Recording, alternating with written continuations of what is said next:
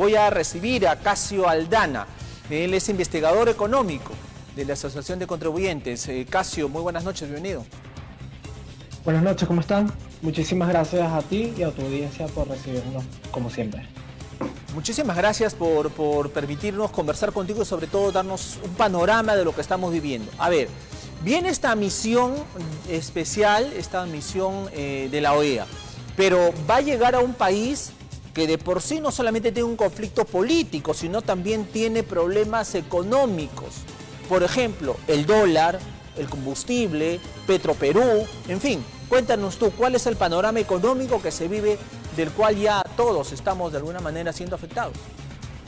Sí, el presidente Castillo, al verse arrinconado por esta investigación que se le está haciendo en su contra por actos de corrupción e incluso todo un sistema criminal que involucra a diferentes ministerios, entonces busca como la excusa perfecta buscar organismos internacionales. En este caso, la OEA podría servir como ese organismo que podría, digamos, blanquear todo el proceso que se le está llevando a cabo desde Fiscalía hacia la figura de Pedro Castillo y su entorno, ¿no? Entonces, lo que va a hacer la OEA en este caso es primero evaluar, hacer un diagnóstico situacional, pero a nivel político. Ellos no verían el tema económico, sino que únicamente estarían vinculados a cómo está la estabilidad democrática del país. Pero sin duda se van a encontrar con un panorama que realmente desmiente esos pedidos del presidente en cuanto a una supuesta persecución política. Por ejemplo, se va a encontrar con múltiples ministros que han dimitido por actos de corrupción, se va a encontrar con lo que sucedió con el Ministerio de Salud, se va a encontrar con que, por ejemplo, la principal estatal a nivel de hidrocarburos, que es Petroperú, está actualmente inmersa en toda una situación también de corrupción, más allá del tema económico que está enfrentando. Entonces se va a encontrar con un panorama que, digamos, de forma, podríamos decir, aproximada, podríamos nosotros comentar de que ese diagnóstico o evaluación de la OEA no va a favorecer al presidente Castillo, ¿no?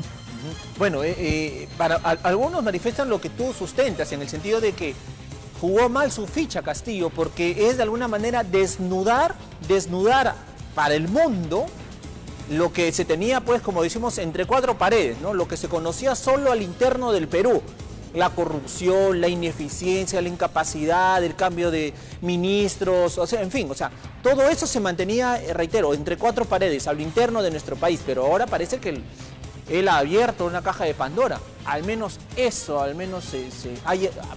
intuyen algunos, como tú, pero hay otros que dicen, no, la OEA ya tiene un atisbo político adelantado, con Almagro en la cabeza de la organización. Podría suceder ese criterio que estás comentando, pero sin embargo es complicado ocultar el sol con un solo dedo, entendiendo que incluso múltiples organismos internacionales ya encendieron las alarmas de precaución y de riesgo en cuanto al país. Por ejemplo, tenemos las calificadoras de riesgo, Fitch, Standard & Poor's, que ya están calificando a Perú en una situación de riesgo bastante importante, que afecta sin duda a la salud económica del país. Tenemos otras organizaciones internacionales que también están haciendo lo mismo, basado en este escenario político, económico, social en el país. Incluso, sin ir muy lejos, está el tema de la ONU, con la convención que prácticamente fue llevada a cabo por esta denuncia constitucional, de la cual se ha hecho visible todo el sistema que está un poco debilitado a nivel interno, ¿no? Ahora, yo no sé también qué tan bueno sea que los señores del Congreso, a través de su presidente José Williams, pidan una reunión con los señores de la OEA, ¿no? Porque el Congreso de por sí viene desprestigiado, peor incluso que el Ejecutivo, pero también el Congreso está haciendo un papel deplorable, déjeme decirte, Casio. Sí, sin duda. Bueno, hay que partir de una coyuntura. Actualmente hay un conflicto político del cual claramente los diferentes poderes del Estado necesitan que se estabilice por el bien del país. En base a ello, claramente el Congreso va a tender a generar ese tipo de vínculos. Pero sin duda hay que aclarar que sea como sea, cual sea el diagnóstico o cual sea la evaluación que sea acreditada por la OEA, no va a tener mayor repercusión que un simple escándalo diplomático político, ¿no? Correcto. Yendo al plano económico, que finalmente también tú ves ese panorama también en detalle. Con Beagro, la Convención Nacional de Agro Peruano, ya ha adelantado que el 2023 seguirán las alzas. No es que el precio se ha quedado estable ahí ya con este incremento, no, sino que va a subir más. ¿Y en qué productos? Productos como la papa, o sea, la papa va a subir más su precio, el maíz, el arroz, la cebolla, o sea, son productos, entre otros, que van a seguir incrementando su precio ya para el 2023, al menos hay esas proyecciones casi.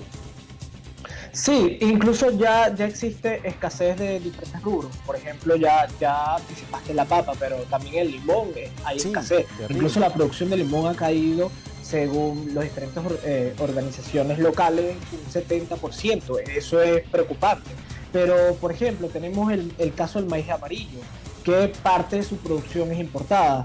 Esto nos da, digamos, una anticipación de lo que va a pasar con el precio del pollo, que también se va a elevar, ¿no? Porque prácticamente el maíz amarillo se utiliza para todo el proceso productivo del pollo. Entonces lo que vamos a ver es un panorama del 2023 donde el precio de los alimentos va a estar encarecido, el precio del dólar va a seguir subiendo. Esto va a impactar muchísimo a toda la cadena de distribución, tanto producción como también la distribución en transporte. Entonces el escenario es complejo, y más complejo cuando el Estado no hace sus funciones o quiere hacer funciones que no les corresponde, en este caso con el tema de la importación de fertilizantes.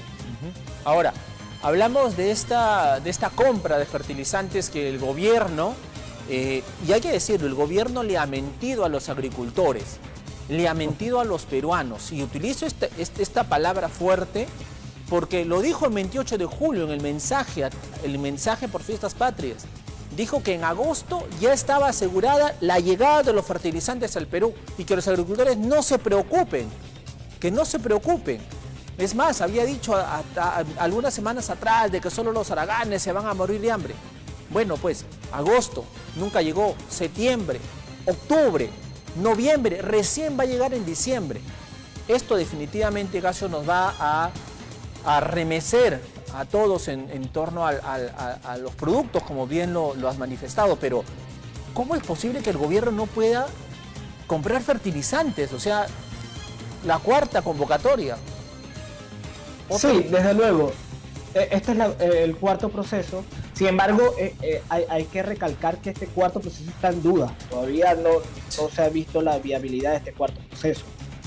No sé si querés comentar algo más. Disculpa. No, vamos, dale, sí, efectivamente. Eso es yo simplemente quería agregar una muestra más de la incapacidad. O sea, un botón más. Continúa. Sí, de hecho es el sexto ministro. Han pasado 6 ministros por el Ministerio de Agricultura. Entonces, lo que estamos presenciando es prácticamente que no se están cumpliendo los protocolos, los procesos realmente eficientes. Acá hay una muestra de que el personal que está prácticamente detrás de todo este proceso no tiene las competencias necesarias. Esto claramente va a impactar sobre todo el proceso tanto de adquisición de los fertilizantes como la distribución. Lo que más me preocuparía es el sistema de distribución. Actualmente el padrón por el cual están haciendo el fertibono es de un 30% de la capacidad que debería estar todo el padrón. Entonces yo creería que muy a pesar de que se pueda cumplir con el cuarto proceso, que ya recalqué que está en dudas, a mí me preocupa muchísimo más el tema de la distribución, y esto está impactando incluso a los agricultores que, como bien ya comentaste, están disgustados, están descontentos y están buscando las formas de hacer compras de manera aislada a los procesos del Estado. Incluso hay una petición de que se pueda derogar el decreto supremo de urgencia 013, lo cual permitiría que estos agricultores puedan comprarlo de manera libre, ¿no?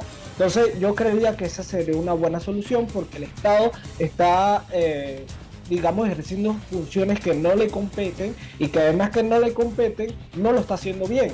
Ya una muestra clara de este cuarto proceso, ¿no? Ahora, ante la falta de liquidez, ante el incremento de los costos de los productos, han aumentado los créditos personales en casi 18%. Con esto la morosidad también va a aumentar. El dólar está subiendo su precio. En fin, los bancos también están haciendo algunas medidas para poder paliar todo esto. El consumidor finalmente, la persona de a pie es la que se va a comer todo este pleito casi.